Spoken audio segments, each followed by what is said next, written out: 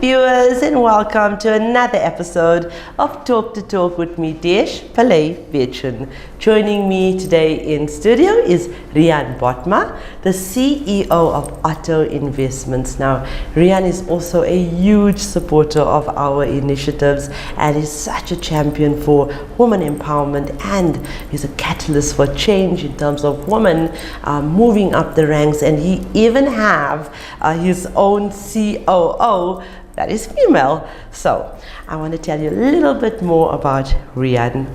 As an entrepreneur, Riaan Botma believes that one should have passion for creation and the ability to follow through with his ideas. Riaan is a professional, which is a quality that all entrepreneurs should possess. His mannerisms and excellent behavior is what is said to be the key that has created the outstanding and unique culture of Otto Investments. They say that knowledge is the key to success, and Riaan Botma possesses complete knowledge of his niche, which is in the motoring industry. So, without further ado, let's welcome Riaan, and as always, this interview is proudly brought to you by Sariti Solutions.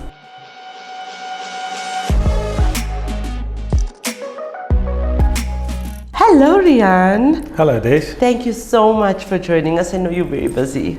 Yeah, thank you for having me here. I hope I can help you in what I believe in, and it is about helping women in this industry that's dominated by men. So yeah, I'd like to share my story with your viewers. Absolutely, and that's why we have you here, because as I said, you are an amazing champion for everything that we do, and thank you so much for that. But today you are going to tell our followers that they see Otto Investments in every single episode, or right through my platform. So let's see who's the man behind Otto Investments. Tell our followers about yourself. Yeah, it's actually a very interesting story, a long story with a lot of ups and downs. But it basically started when I was very young. My dad was in the motor industry. I lost him very early in my life. But yes, I've always knew that this is where I want to be. This is where I'm going to operate. And I went to Army, compulsory 2-year military service. And in my first year of military service, my dad passed away. So I then asked the Army if I can maybe get a year off to go and look after the business. Only 18 years old at that stage. And they gave me exemption for 1 year. So yeah, I then left the Army and tried to help my mom working in this motor business of my dad. It was very difficult, like you can understand, for a boy of 19 years, just turning 19, to look after such a place is very demanding. And obviously people see you as a little boy. So yeah, after about 8 months, we decided it's maybe better to sell.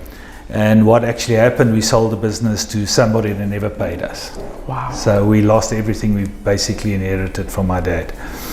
Yeah, so I then went back for my second year to do my second year of military training. And then I enrolled myself to study marketing, and also did that for only 1 year, because I was a businessman and it was calling me, and I couldn't see why I must actually study and I want to do business and sell cars. So I started a small little dealership in Carltonville, and didn't have any cash flow. So I took a chance on financing my mom's car, getting a little bit of money to start. Wow. And one of the people that really helped me on my journey was a guy with the name of Anton Luck. So Anton Luck was a Nedbank bank manager, and he said to me, Riaan, I'm going to help you with a budget facility on your credit card. And I took this money and I went to go and buy a caravan parts and accessory shop, just to get the floor space to try and start selling motor cars. And that's what I did. So I had to buy the place with all the parts, and then I had to sell everything at a discounted price so we can open up to get the cars on there. And so financing my mom's car, I went to go and buy a few cars, and there was a guy with the name of Riaan Engelbrecht that supplied me 3 or 4 cars, and I paid him for one, and as I sold the one, I could buy another one. Riaan was very instrumental in helping me in starting my small little dealership and helping me with cash flow. So yeah, that's how I started, and very quickly it was actually amazing. After a year we had 20 cars in stock, and the business was doing very, very well. We didn't have all the dealer codes at that stage, but one for one the banks came and they had confidence in this young guy, and it was in 1995. That's about, I would say, 6 years after I started.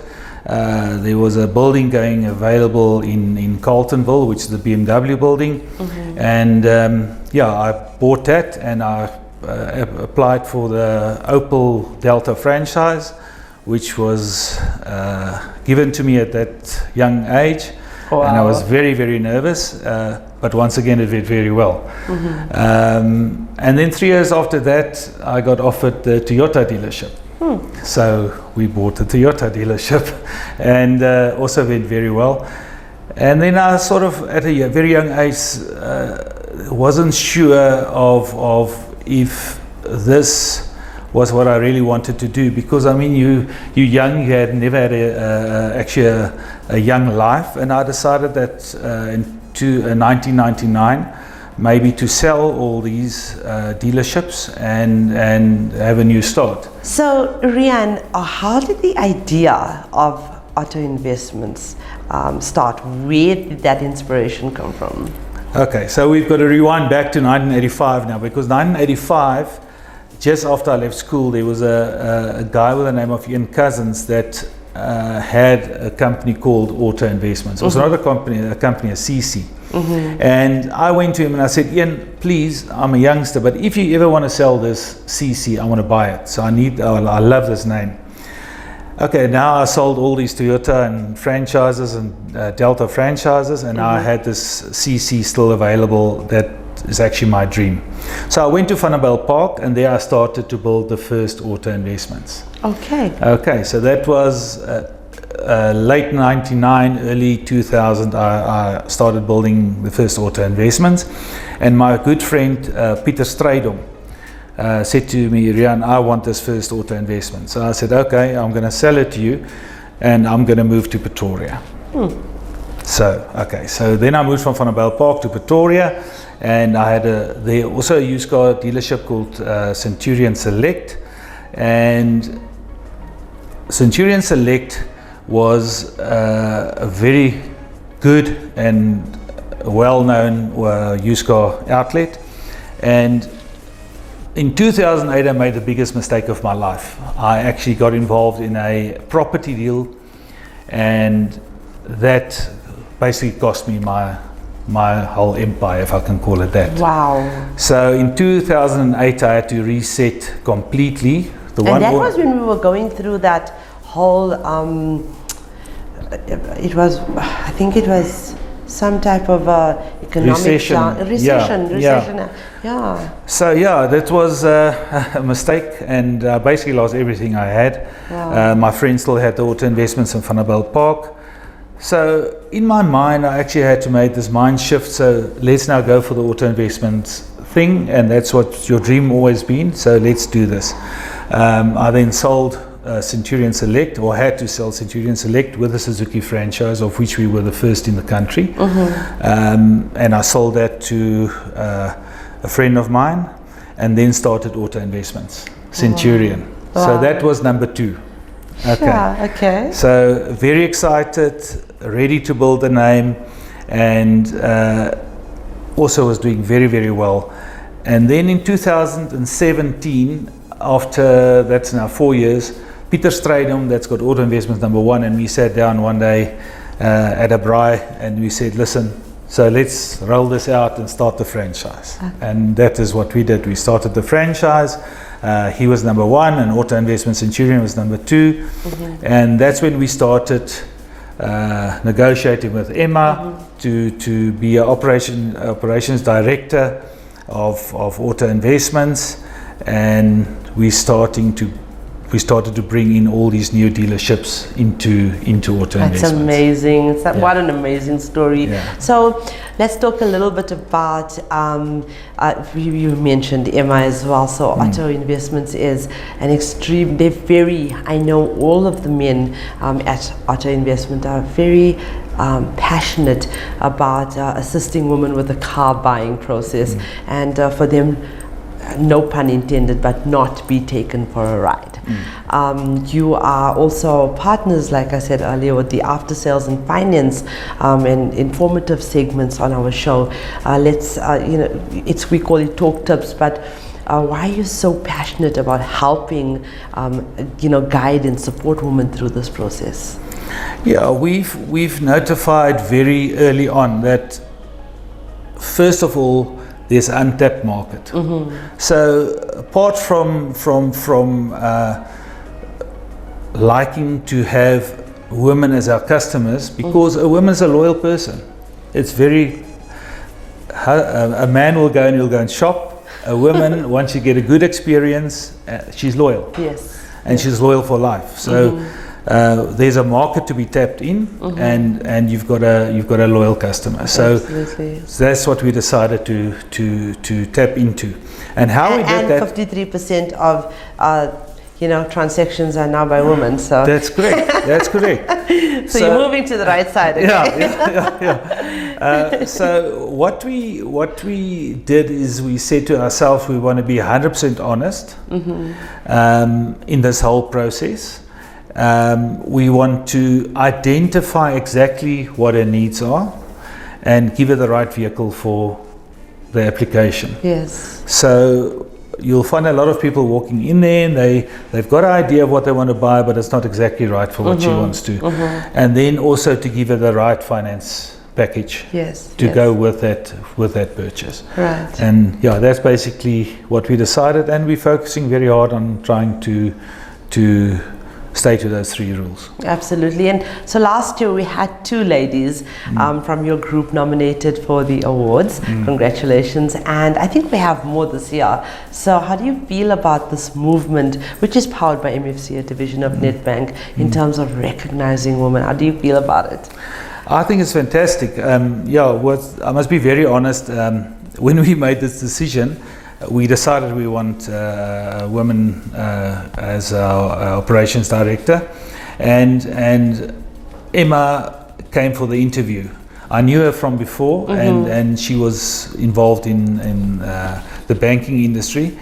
So I must be very honest, I was very nervous and very excited on the same, because to get in the motor industry and in the dealership, it's difficult. Right. You must understand all the aspects of what goes on in a dealership. Yes. So it's very different from banking. She had some finance experience, but very, very quickly she made the transition. She could understand what it's all about, and I still say it's the belief. So you can believe that you're good, but that doesn't mean you're going to be successful. You've got to believe that you can win to be successful. Absolutely. And we try and build that culture where we show to you that we believe in what you do and that you've got the freedom to execute. And that's what we did with Emma, and it was fantastic. I mean, within 6 months.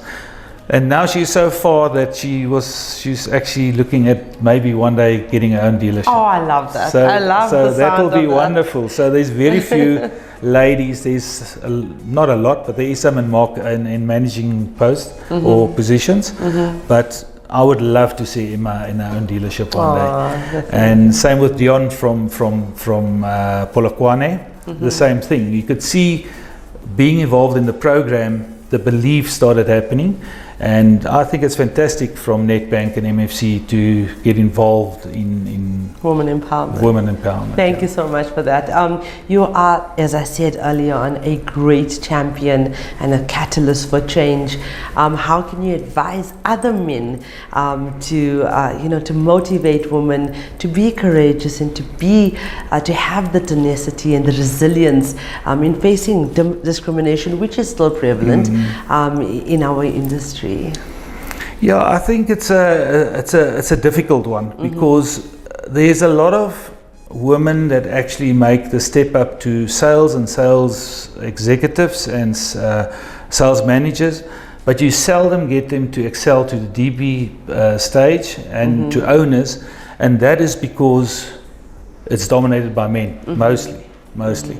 So it's either they get blocked there, or they don't have the belief themselves that they can do it because of wrongdoings from long ago.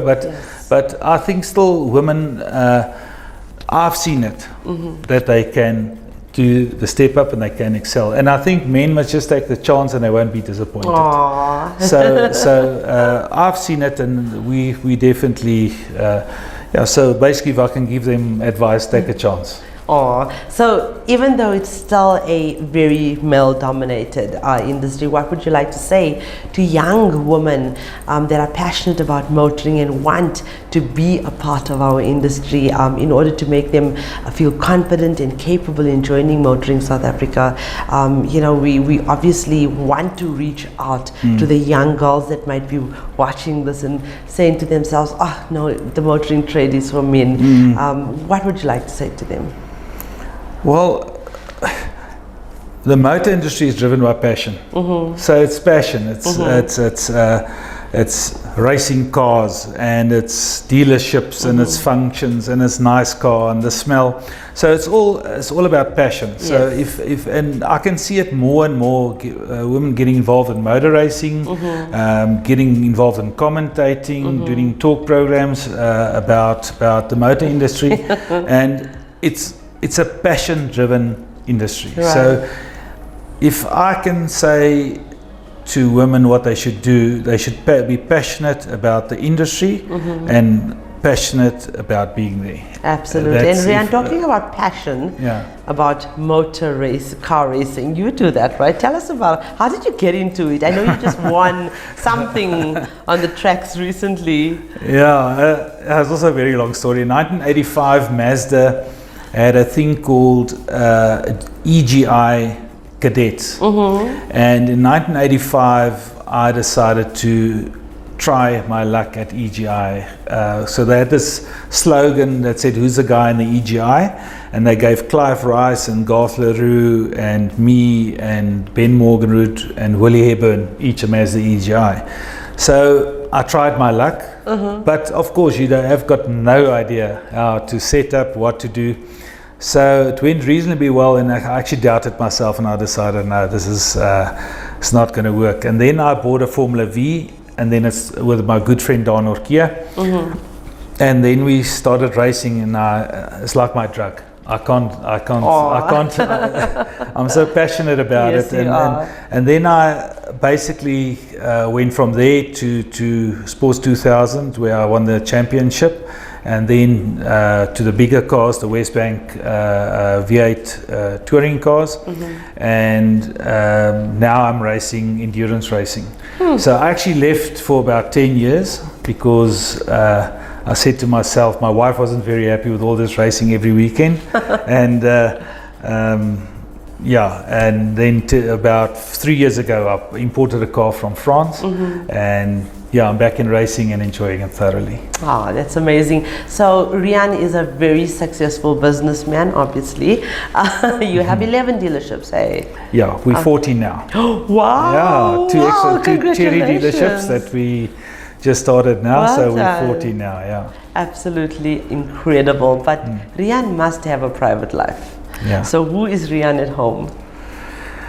Riaan at home used to be a very, very sociable person. So Riaan decided 3 years ago he's got to take it a bit slow, and but I love my family. I die for my children. I love doing things with my children and with my family. To play golf with my son. So from being very social and a lot of away from home, I actually pulled back to my family and my core.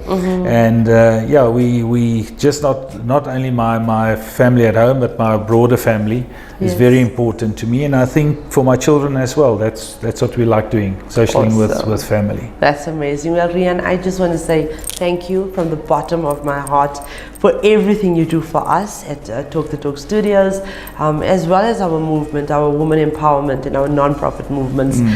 It really, we are so honored.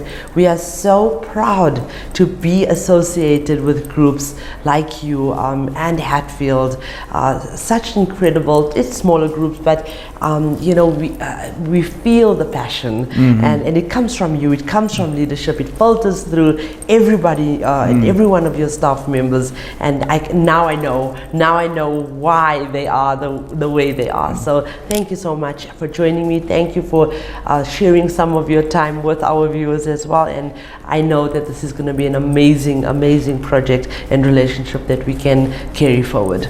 Yeah, and thank you very much for the opportunity, and this is what we need. We need to get out there, and we need to motivate and create the belief, and then we'll see a lot of women coming through in the motor industry. Thank you very much.